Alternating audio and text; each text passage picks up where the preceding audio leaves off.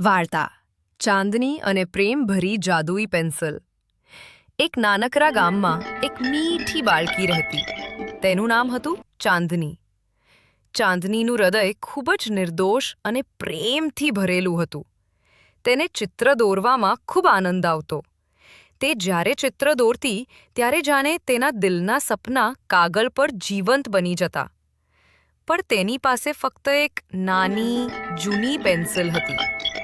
ચાંદનીએ પેન્સિલને એટલો પ્રેમ કરતી કે તે હંમેશા કહેતી, તું મારી સાથી છે, તારી સાથે હું મારા સપના દોરું છું.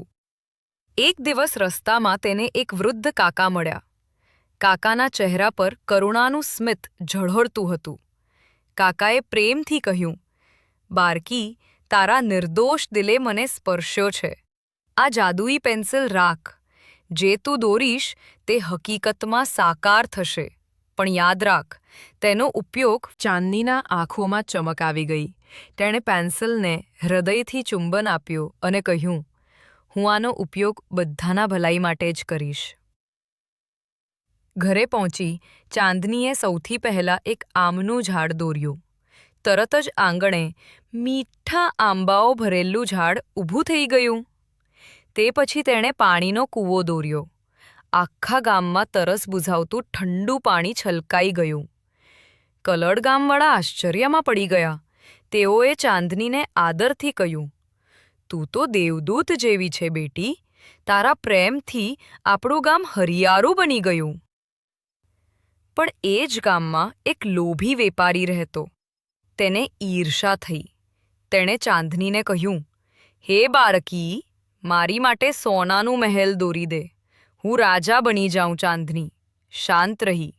પછી પ્રેમભરી મીઠી વાણીમાં બોલી, કાકા, આ પેન્સિલનો જાદુ પ્રેમ માટે છે, લાલચ માટે નહીં. સાચું સુખ સોનામાં નથી, પણ વહેંચવામાં છે. વેપારી લજ્જાથી માથું ઝુકાવીને બોલ્યો, તારા શબ્દોમાં સાચો જાદુ છે બાળકી, મને માફ કર. અંતે ચાંદનીએ ગામ માટે એક શાળા દોરી. એ શાળામાં બધા બાળકો આનંદથી ભણવા લાગ્યા. ગામમાં પ્રેમ, મિત્રતા અને આનંદ છવાઈ ગયો.